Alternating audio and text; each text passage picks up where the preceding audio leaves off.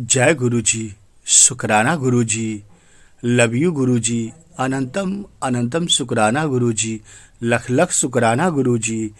हे गुरु जी, मैं जुगनू प्रसाद बिंद सारी संगत के लिए आपसे अरदास करता हूँ। हे गुरु जी, आप नहीं दिखाई देने वाले माता पिता हो। मेरी प्रार्थना गुरु जी शब्दों से नहीं बल्कि हृदय से है। आप हमारी परीक्षा लेते हो और आप ही उत्तीर्ण करते हो। गुरु जी, मेरा नर होना भाग्य है और आपको जपना गुरु जी मेरा सौभाग्य है। आंसू है, अवसाद है, खुशी है गुरु जी, दुख है, मिलन है, बिछड़ना है गुरु जी, सभी आपका प्रसाद है गुरु जी। सकून, शांति, सत्संग, सेवादारी, अमृत वेला, बंदगी बख्शकर मेरी जीवात्मा का कल्याण करो गुरु जी। सारी संगत का कल्याण करो गुरु जी। यही प्रार्थना है आपसे, जगत के पालनहार दाता। जय गुरु जी। शुक्राना गुरु जी। गुरु जी के कृपा से गुरु जी का सत्संग गुलशन सिमी अंकल के घर पे संपन्न हो गया है। 28 दिसंबर को गुरुजी का ब्लेसिंग पूरे परिवार को मिल गया है। गुरुजी सबको ब्लेस किए, गुरुजी सबके घर आए, ऐसी मेरी प्रार्थना है। संगत जी, यह बहुत ही अनोखा ब्लेसिंग भरा सत्संग आंटी जी आगे आपको सुनाने जा रही हैं। आप पूरा ध्यान से इस सत्संग को सुने।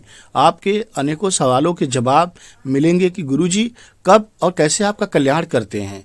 आपको चिंता नहीं करना है, सब यहाँ पे आपको उत्तर मिलेगा। चलिए आंटी जी से गुरु जी का बहुत ब्लेसिंग भरा सत्संग सुनते हैं। जय गुरु जी। गुरु जी की बहुत मौज रही, बहुत गुरु जी ने बहुत कृपा करी। तो गुरु जी ने एक दिन जेत्रा अंकल आंटी को बुलाया हुआ था और मंडे का दिन था। तब संगत मंडे को थोड़ी पहुंचती थी और शाम के टाइम आ जाना, आते जाते रहना। सुबह ही खुल जाता था मंदिर, लेकिन एक संगत आई, दो आई, तीन आई, ऐसे होता था। 2-3 घंटे नहीं भी आई तो उस टाइम दोपहर के टाइम गुरु जी आ गए। तो वो जब हम हॉल में, जेठा आंटी अंकल और उनके छोटे बेटे, मैं और मेरे अंकल थे उस दिन हॉल में अभी। तो गुरुजी अपने रूम से निकल के आए। गुरुजी अपने, जहाँ पे गुल्लक रखी हुई है मेन हॉल के, गुरुजी अपने रूम के दहलीज के उस पार खड़े थे और हम ये पांचों जने हॉल के इधर ही खड़े थे जहां से निकल के जाते हैं। तो गुरुजी जेत्रा अंकल आंटी से, उनके फैमिली से रिलेशन कुछ बातें बातें कर रहे थे। तो क्योंकि गुरुजी को ऐसे कभी नॉर्मली इस तरह से बात करते हुए हमने कभी नहीं देखा था। उस दिन जब गुरुजी को देखा कि गुरुजी तो जैसे घर के बड़े मेंबर होते हैं, इस तरह से पूरी बात फैमिलियर होके, और वो जेठा अंकल आंटी भी पूरी घर की जैसे बड़े होते हैं आपस में, फैमिली रिश्तेदार बात करते हैं, पूरा डिस्कशन चल रहा था उनके बीच में। तो लगा अरे गुरुजी तो, ये तो अंदर से एक भय खत्म होने लगा कि अरे हम भी बात कर सकते हैं गुरुजी से। तो जब उनकी बात हो गई तो गुरुजी थोड़ा सा चल के हॉल में आए उनसे बात करते करते। तो मैं बड़ी एकदम से, उनकी बात चल ही रही थी और गुरुजी भी चल रहे थे। एक साइड जेतरा अंकल आंटी और उनके बेटे चल रहे थे, एक साइड मैं और मेरे अंकल थे। तो मैंने बड़े जल्दी जल्दी से गुरुजी से पूछ लिया, गुरुजी की करा, काम करना है। गुरु कहते तू की करना है, कोई काम नहीं करना, घर वाले दी सेवा कर।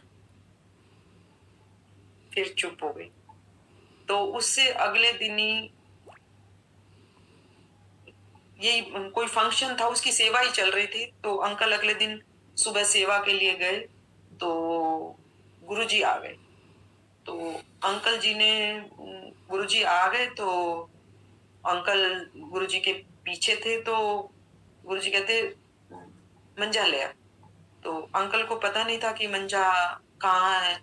जो जहाँ पे अब समाधि बनी हुई है, यहाँ एक बहुत सुंदर पार्क था ये पहले।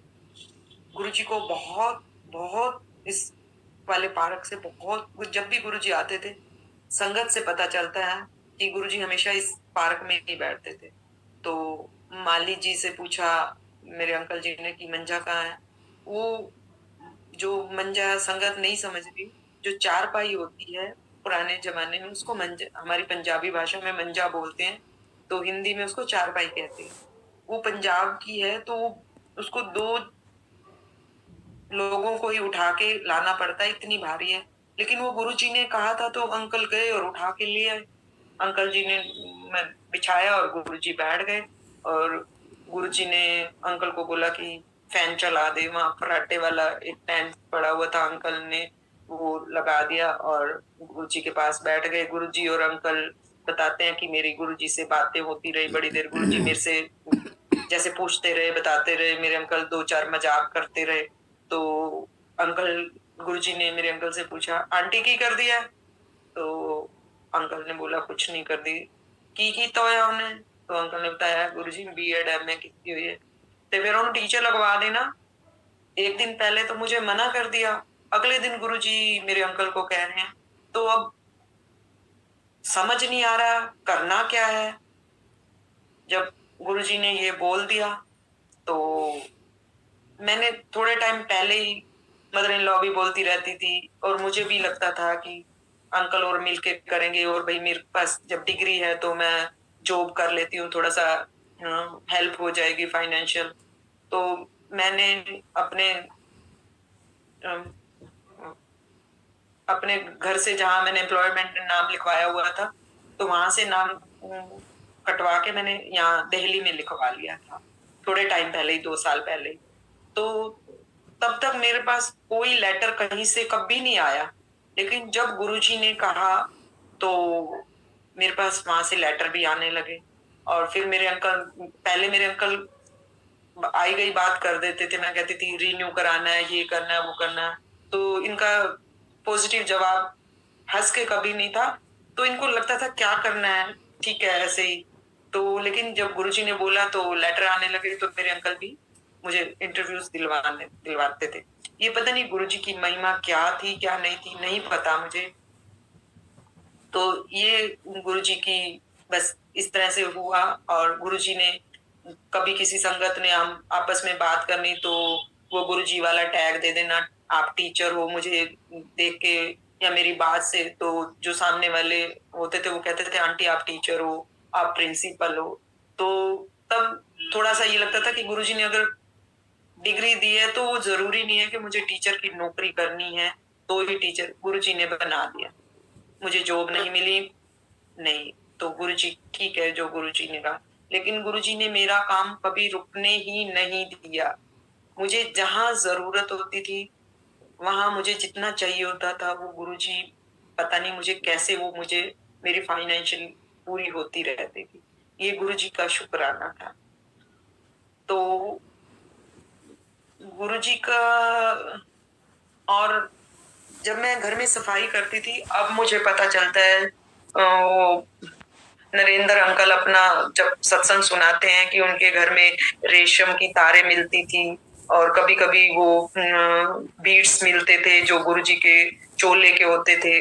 तो कई बार जब मेरे को अपने घर में मिलते थे तो मैं भी ना बिना जाने कि मुझे लगता था कि अरे ये तो गुरुजी के चोले जैसी तार है। ये नहीं कि गुरुजी आए हैं तो मेरे गुरुजी के चोले की है, नहीं। वो अब जब कोरोना में अंकल अपना डिस्क्राइब करते हैं कि ऐसे ऐसे, फिर उनको गुरुजी ने बोला था कि देखा मैं तेरे घर आया सी, तो ये तार चुकी सी ना, ये मेरे चोले दी सी है मेरे। तो अब मैं ध्यान करती हूँ कि अच्छा रखती तो मैं भी थी, लेकिन मुझे पता ही नहीं था कि जब कभी बहुत याद करती थी तो गुरुजी आते थे, तो लेकिन मैं उठा के अपने मंदिर में रख लिया करती थी। और समझ लो कि कर्म फल समझ लो, या फेद नहीं था या कुछ भी था। 2-3 साल में वो मंदिर के नीचे एक ट्रे होती थी उसमें तो रखा, लेकिन फिर किसी टाइम सफाई करते हुए मैंने हटा दिए। जो कि अब मुझे रिलेट करती हूँ तो वो कि काश मैंने वो रख लिए होते, वो गुरु जी का खजाना था, मैंने हटा दिया। बहुत अंदर से बहुत गिल्टी होती है, बहुत दुख होता है कि गुरुजी तो अपना प्रसाद देते थे लेकिन मैंने वो हटा दिया। ये कर्म फल है, विश्वास नहीं है, नहीं समझ में आता। जो गुरुजी ने अब सत्संग सुनवाते हैं, जो गुरुजी से इतनी कनेक्ट संगत थी, तो वो अब बड़ा दुखी होती हूँ कि मैं मुंह रख रही कि वो मैंने, गुरुजी ने तो अपनी तरफ से बहुत प्रसाद दे दिए, लेकिन वो ये समझ के कि ये चीज है। कभी गुरुजी ने कारपेट दिया, कभी गुरुजी के रूम के बाहर का वो डोरमेट होता है वो मिला, वो हटा दिया कि ये थोड़ा टाइम तो रखा घर में, थोड़ा बिछाया, जब लगा कि अब ये रफ हो रहा है तो वो हटा दिया। लेकिन अब जब संगत से सुनते हैं, संगत के घर देखते हैं, तो बहुत मन दुखी होता है कि शायद हमारे कर्म फल इतने माड़े हैं कि हम वो चीज को संभाल नहीं पाए।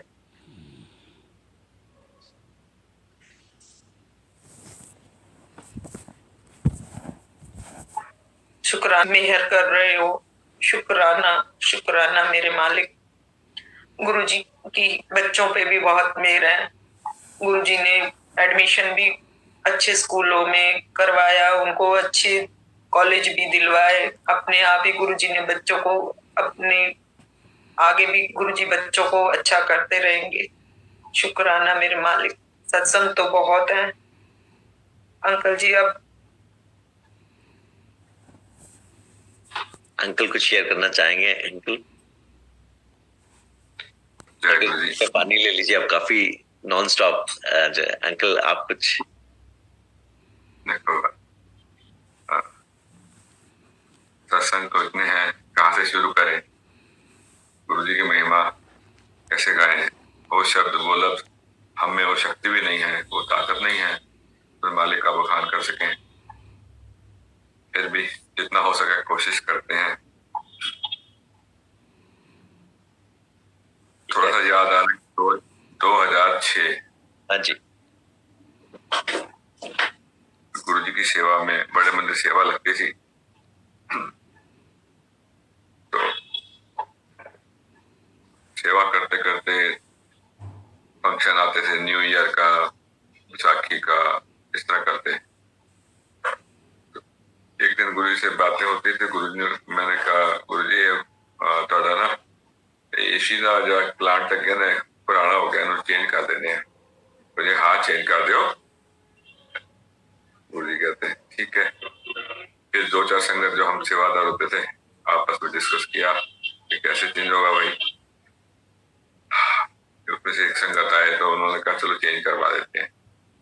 वो जो कूलिंग प्लांट होता था ना पहले, गुरुजी के जो रूम था उसके ऊपर एक बहुत बड़ा 8x10 का कमरा होता था, उसमें बहुत बड़ी मोटर होती थी। उससे जो है कूलिंग प्लांट से जो है मंदिर में हॉल में कूलिंग आती थी, तो वो सब हटाकर तो एसी प्लांट लगवा दिया वहां। एसी प्लांट लगाते लगाते ना कुछ मंदिर से जो जैसे कॉर्नर से कुछ छिलाई विलाई हो गई या कॉर्नर टूट गए, तो गुरु जी ने कहा इन्हें भी ठीक कराओ, पेंट करा दो सारा मंदिर। ऐसे कहते हुए गुरु जी ने कहा, करते करते तो गुरु जी ने कहा सारा मंदिर चिट्टा कर दो, सारा मंदिर चिट्टा कर दो। पहले कुछ कलर्स होते थे बड़े हॉल में, तो ऐसे करते थे कुछ, तो सारा मंदिर चिट्टा कर दो। तो सारी जो ऊपर की पीओपी वगैरह चेंज करके, फॉल सीलिंग वगैरह करके, लाइटें लगाई लेफ्ट साइड राइट साइड। आप ऊपर देखते होंगे बड़े मंदिर में, तो राइट साइड लेफ्ट साइड में, तो वहां पे फॉल सीलिंग करके लाइटिंग वगैरह लगा के, सामने ये जो दरबार है इसके ऊपर भी डिजाइन लगा के लाइटिंग की, तो उस पे भी कलर्स वगैरह होते थे। किसी साइड येलो, किसी साइड इस तरह मिलता जुलता कलर होता था। तो इस तरह कर दिया तो गुरु जी ने फिर आदेश दिया मंदिर चिट्टा कर दो सारी, मतलब वो फिर वो दोबारा से व्हाइट करा दी। व्हाइट कराते वो पेंटर आते थे वहां, तो पेंटर आते थे, उनमें से एक पेंटर अपने घर में जाके ना सत्संग जो होते थे हॉल में, तो सुन के ना अपने घर में जाके सुनाता था, जिसका नाम कन्हैयालाल होता था। तो कन्हैयालाल अपने घर में सुनाता था, उनकी छोटी बेबी थी 5-6 साल की होगी, तो वो भी हट करती थी, उसको जिद करती थी मैं भी आपके साथ जाऊंगी। तो कन्हैयालाल जी तो पेंट करते थे, तो वो कहेगी तो कैसे जाएगी, वहां पेंट होता है, सब तबीयत खराब हो जाएगी। तो एक दिन तो वो बहुत हट करके उनके साथ आ गई।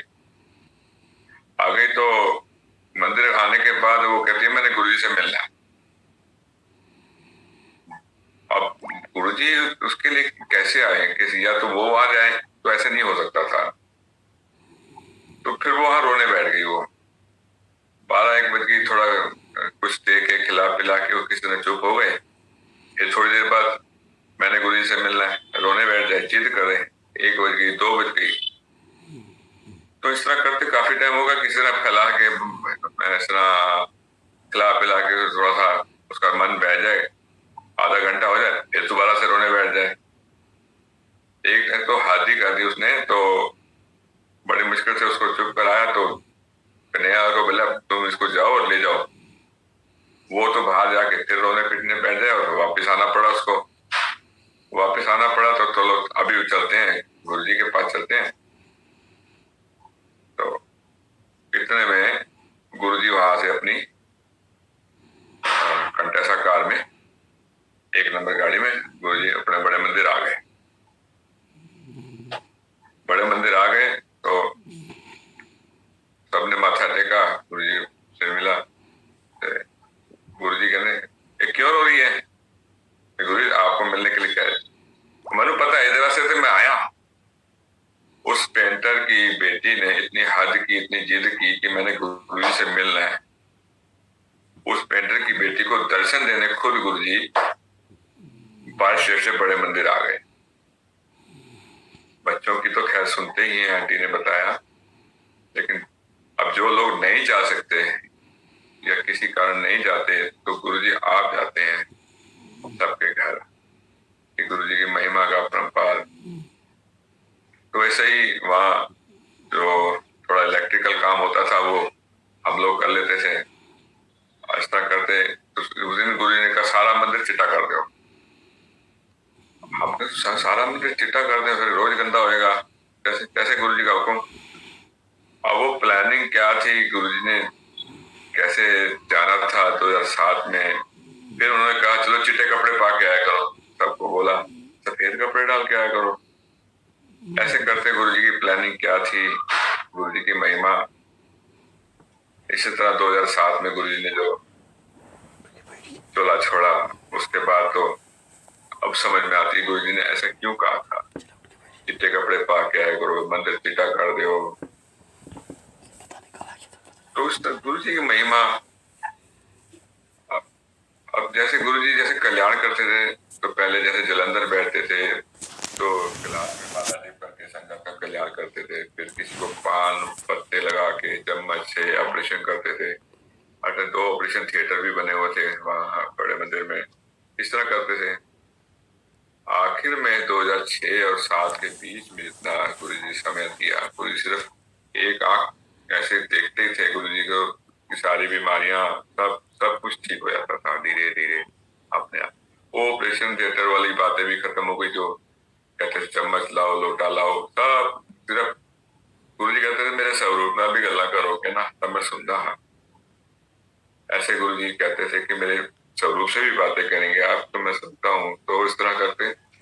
अब भी देखो गुरुजी की महिमा, गुरुजी का कल्याण सब करने का तरीका सिर्फ गुरुजी के स्वरूप के आगे ही कहना होता है, या बड़े मंदिर जाके लंगर खाओ और दर्शन कर लो, इतना ही होता है कि वो भी उनका कल्याण हो जाता है।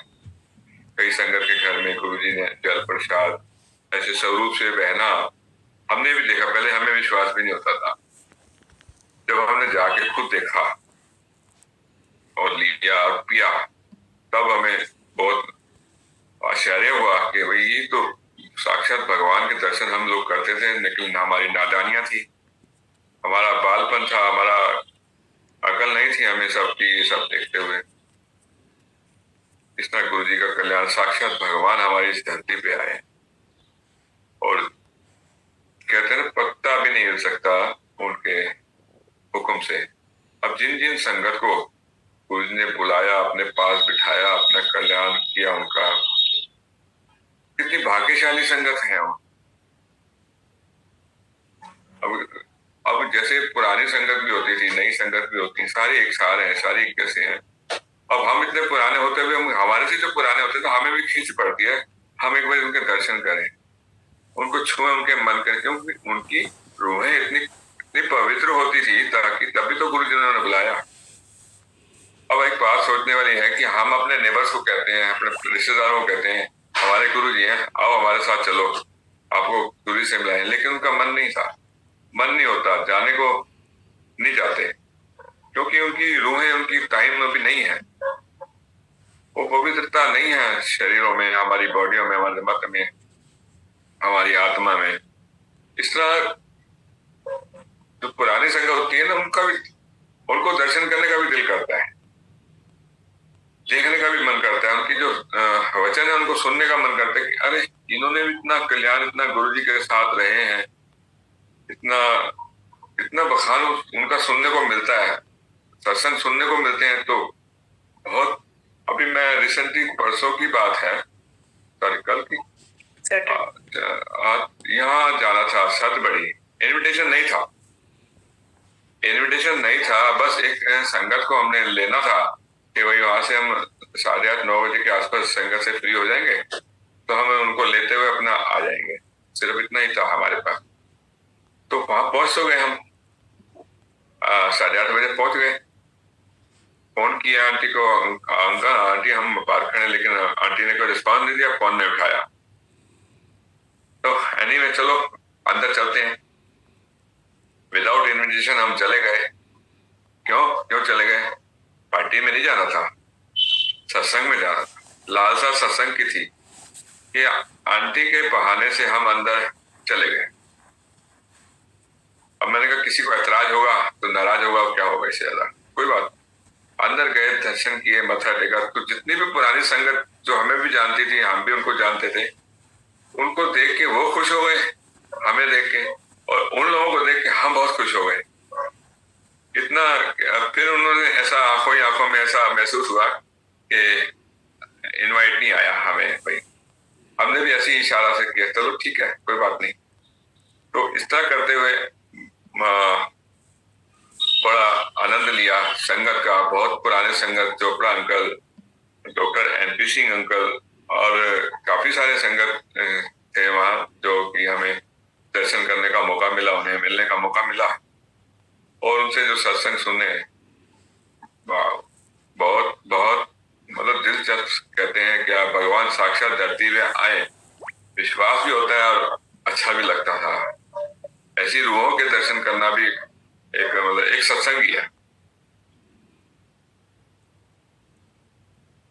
फिर वापिस आते हैं उस मोड़ पे कि 2006 में हमें जो मंदिर से हुक्म हुआ कि सेवा करो। ऐसे ही ना वहाँ सारी टैप्स में टूटियों में करंट आता था, शायद मैं रिपीट करता हूँ, टैप टूटियों में करंट आता था। तो ऐसे गुरुजी ने हुक्म किया कि टैप चेंज करंट है तो देख लो जाके। तो हम लोग एक दिन लगे रहे, नहीं हुआ ठीक, दूसरे दिन भी लगे रहे, ठीक नहीं हुआ, तीसरे दिन भी सारा दिन लगा के फिर वापस आ जाते थे। तीसरे दिन भी ऐसे हुआ, नहीं हुआ ठीक, थक के एक कॉर्नर पे बैठ गए 4 बजे, 3:30 4 बजे कि भाई अब क्या करें। भगवान शंकर जी की मूर्ति हमने रखी है बाहर बड़े मंदिर में, उनके सामने हाथ जोड़ के अरदास की, गुरु जी साहब आप ही कुछ करो, अपने समझ नहीं आ रहा है। वहां जितने भी स्विच बोर्ड थे, जो जनरेटर रूम था, सारे जहां कनेक्टेड थे, इलेक्ट्रिक वायर सब किचन में, बाथरूम में, हर जगह खोल के देख लिया, बट कहीं प्रॉब्लम नहीं सॉल्व हुई। जैसे ही बस अरदास की 1 सेकंड बैठे ही थे तो महाराज ने सोची दी कि मेरे रूम के सामने किचन से देखा नहीं, गुरुजी का रूम है जो बड़ा मंदिर में, वहां हमने नहीं देखा था। तो माली भैया से पूछा, रामतर भैया से, भैया की चाबी हो आपको खोल दीजिए। तो उन्होंने किचन खोल दिया। किचन खोलते एंटर किया, लेफ्ट साइड पे वॉश बेसिन लग रहा है, राइट साइड पे जो स्लैब लग रही है उसमें से एक सॉकेट में जो है वो बोल्ट रिमूव हुआ। तो वहां से फिर माली भैया से पूछा, देखना पानी आ रहा है, तो आया, पानी आ रहा है, करंट आया तो नहीं आया, ठीक है। तो सारे स्विच बोर्ड वगैरह सारे पैक किए, तो 4:30 5 बज गई। 5 बज गई तो बस अब पैकअप किया तो फटाफट मैं कहा चलो अब आगे लो और चलो भगो, गुरुजी को बता देंगे, गुरुजी ठीक हो गया। तो इतने में क्या, हम बाहर आए थे, रंगोली से नीचे उतरे थे, सामने देखा कंटेसा गुरुजी की गाड़ी आ गई, 1 नंबर।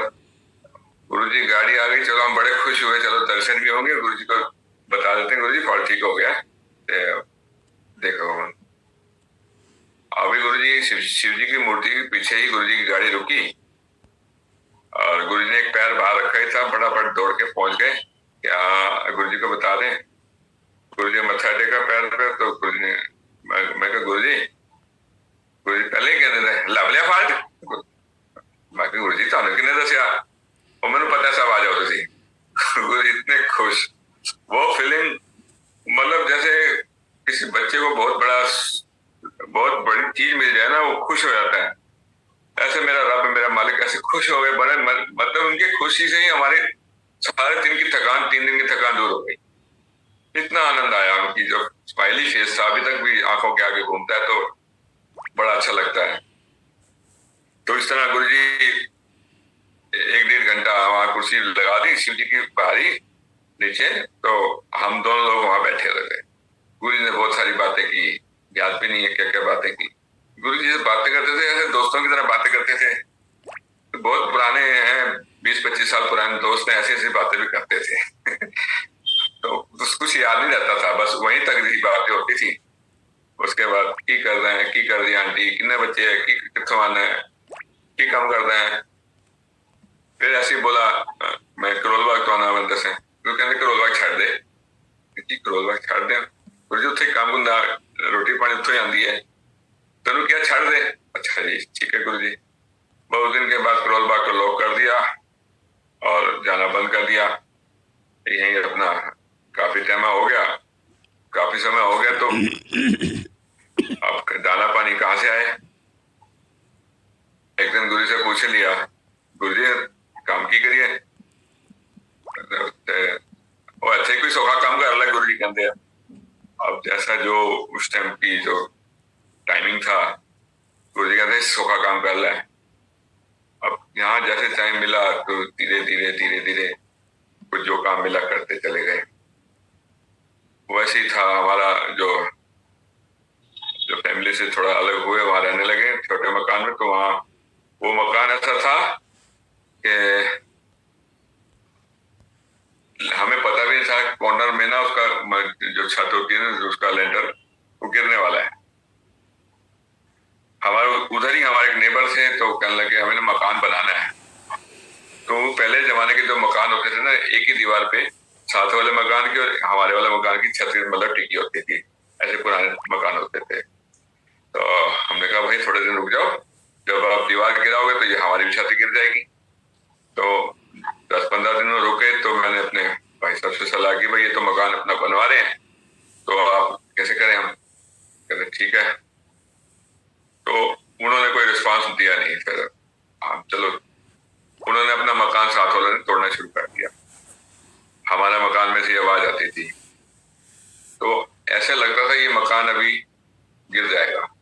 हम लोग भगवान को, गुरुजी को कहते थे, गुरुजी आप भी देखना और की करना है। वो मकान की छत ऐसी थी, हम चारों लोग एक ही कमरे में सोते थे, दोनों बच्चे, आंटी अंकल, हम दोनों। तो मकान की छत गिरी ने हमारी सबकी फोटो लग जानी, मतलब इतना मलबा गिरना, उसके बाद आदमी का क्या बचना। तो गुरु जी ने जो महिमा रची, तो हमारी एक सिस्टर आती हैं, उन्होंने कहा ये तुम यहाँ क्यों पड़े हो, यहाँ तो ये मकान गिर गया, तो तुम्हारा क्या हाल हो रहा है। तो उन्होंने अगले दिन वहां से उठाया, तो ये मकान दिलाया। गुरु जी की महिमा, उस मालिक की कृपा से थोड़ा धीरे धीरे करके, पैसे भी नहीं थे जब भी ये मकान बन गया। ऐसे ही कृपा गुरु जी करते रहते हैं, छोटी चीजें बड़ी चीजें। तो इसी तरह एक बार ना फिर दोबारा से मंदिर में करंट आ गया। जो कूलर प्लांट लगा हुआ है वहां एंटर गेट थे पानी का लेफ्ट साइड पे, उसमें बहुत ज्यादा करंट आता था। तो मैं, एक सरदार होते थे मेरे साथ, बलजीत अंकल,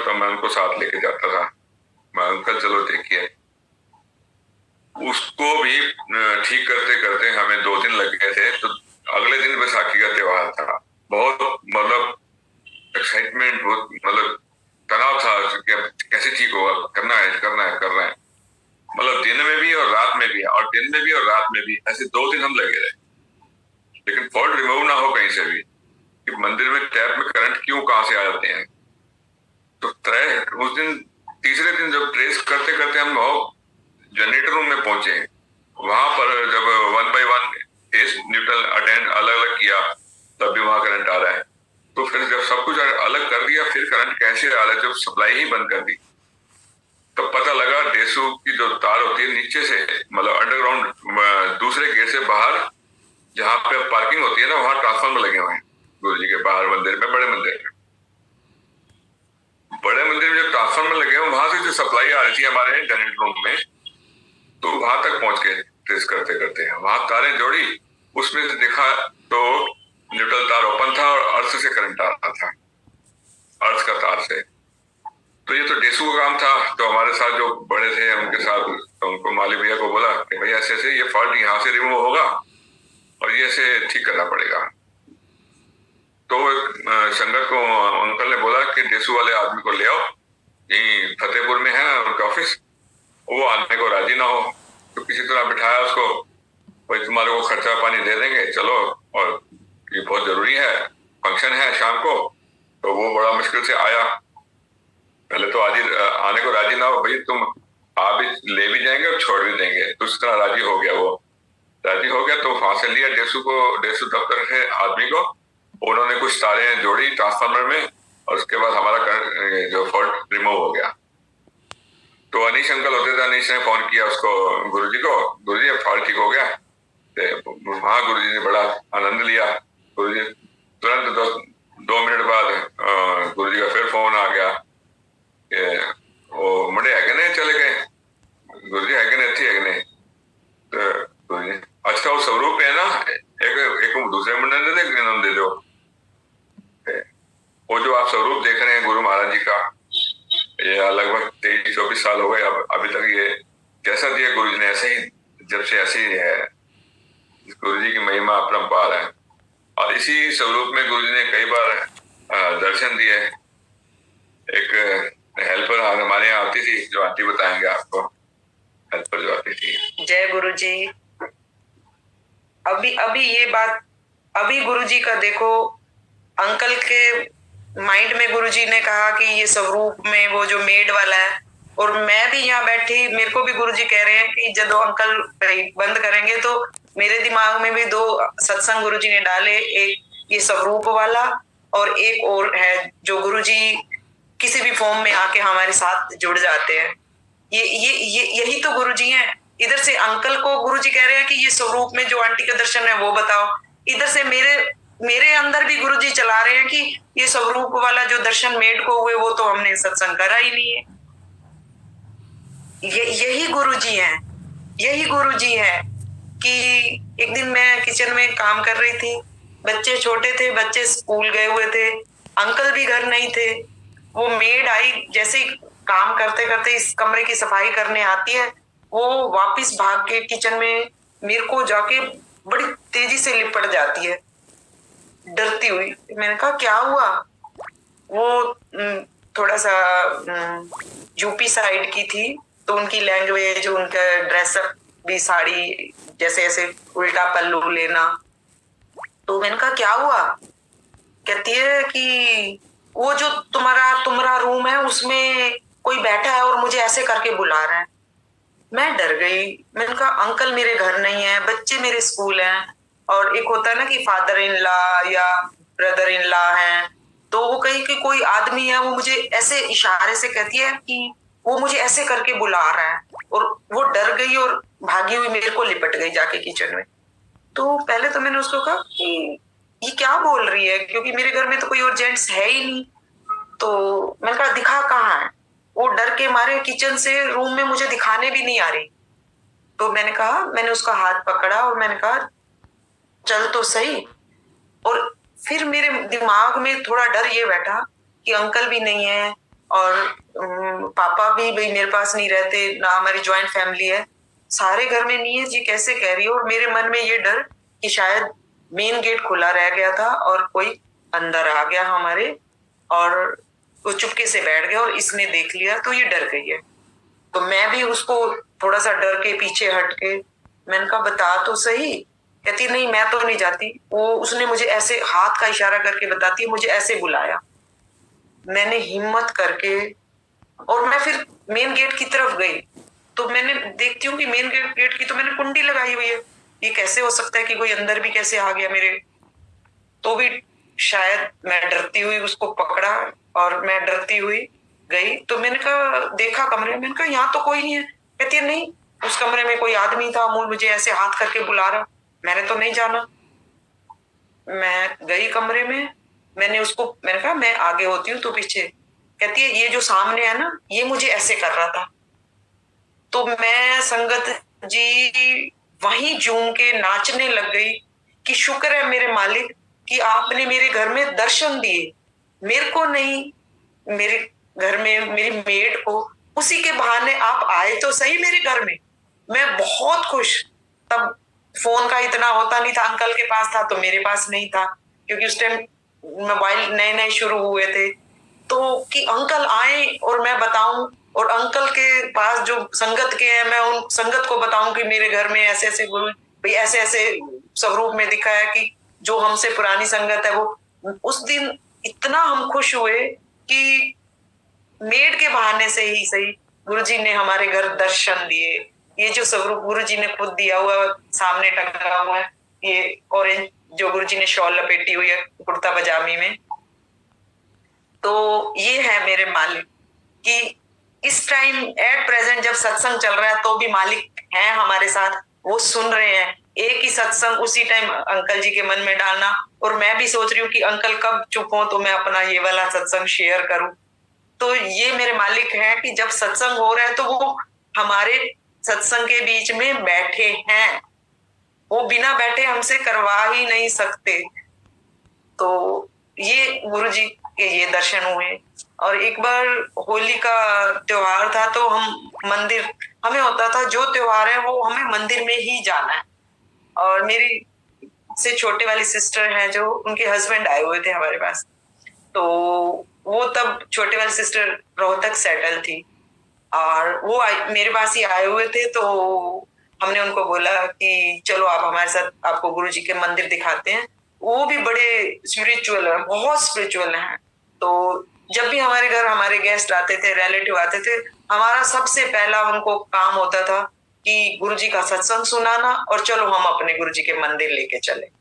कोई मान रहा है नहीं मान रहा है, हम फोर्सफुली भी बहुत इतने उनको सत्संग कर देने कि वो कन्विंस हो जाए। बाकी गुरु कृपा से जो कन्विंस नहीं हो रहा वो गुरु की कृपा थी। तो वो बोले कि तुम्हारे साथ मंदिर तो चलता हूँ लेकिन देर सवेर मैं अपने घर ही जाऊंगा।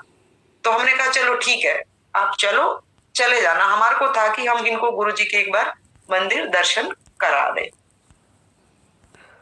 हम उनको लेके गए मंदिर, और जब हम दरबार में बैठे तब तो गुरुजी चोला छोड़ चुके थे।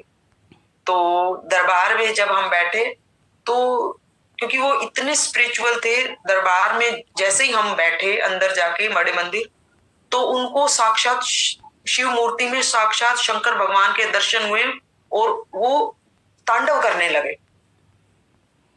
क्योंकि वो भजन में भी बहुत रहते थे, उनको शिव जी की मूर्ति में उनको शिव दर्शन हुए और वो तांडव करने लगे।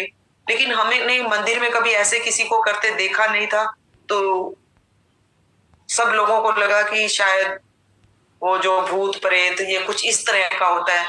लेकिन एक दो संगत जो जानती थी कि ये जो भाई जिस तरह की फॉर्म में ये डांस कर रहे हैं ये तो तांडव है शिव का, तो उन्होंने कहा इनको छेड़ो मत, इनको करने दो।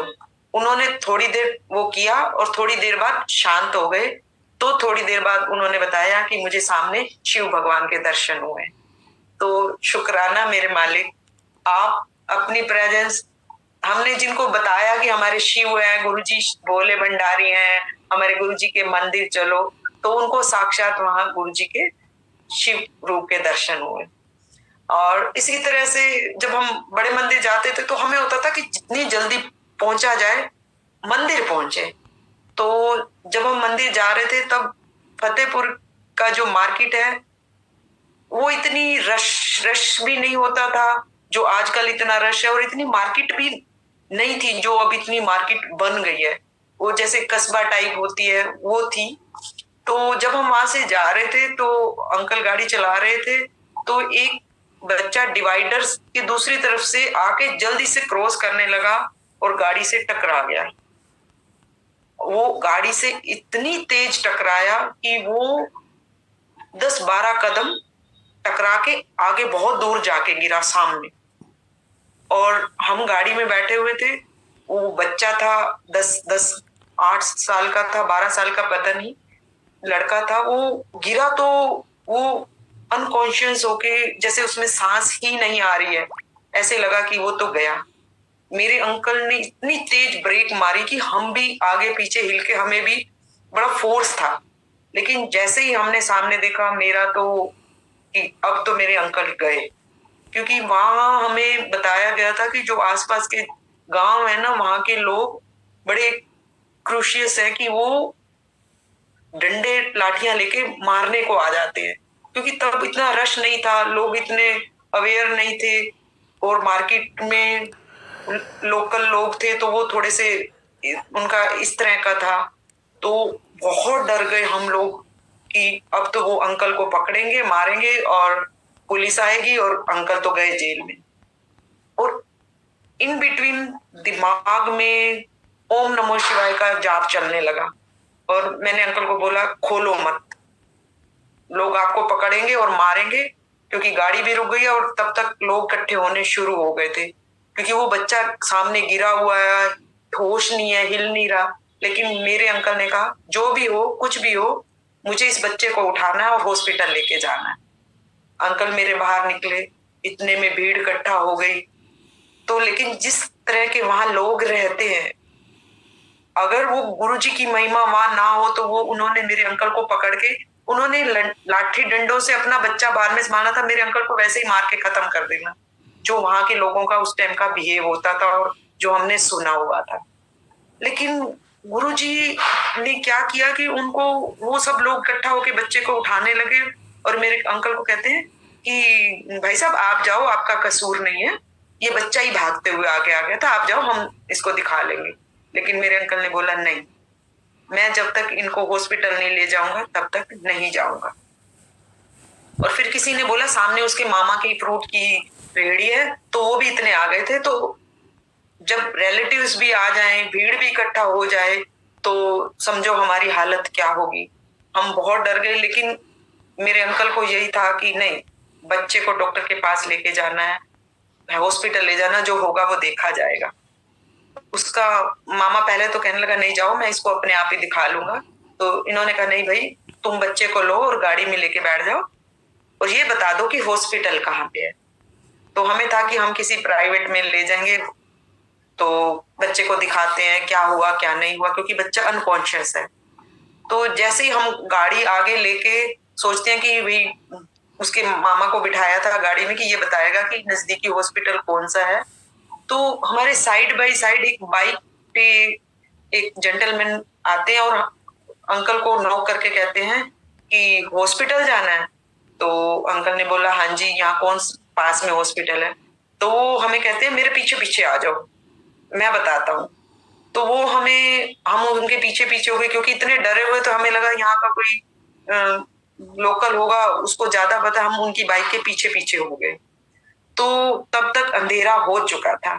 तो वो हमें एक सरकारी हॉस्पिटल में ले जाते हैं, जबकि हमारे इंडिया में सरकारी हॉस्पिटल रात के टाइम उन दिनों खुला मिल जाए ये इम्पॉसिबल है, क्योंकि सरकारी में दिन में ही कोई डॉक्टर नहीं बैठते। वो रात के टाइम वो हमें ले गए और क्या देखते हैं कि बाहर एक गार्ड भी बैठा हुआ है जो उनका अंदर होता है। वो हमें पूछते ही कहते हैं कि सामने डॉक्टर बैठे हैं, वहां चले जाओ। हम जाके देखते हैं कि अंदर डॉक्टर भी बैठा है। ये अपनी जिंदगी में हमने अपने टाइम पे कभी नहीं देखा कि महीने में 10 दिन डॉक्टर आते हैं सरकारी में, बाकी डॉक्टर ही नहीं आते थे। और उस दिन रात के टाइम किसी डॉक्टर का हॉस्पिटल में बैठना, ये गुरुजी की महिमा थी।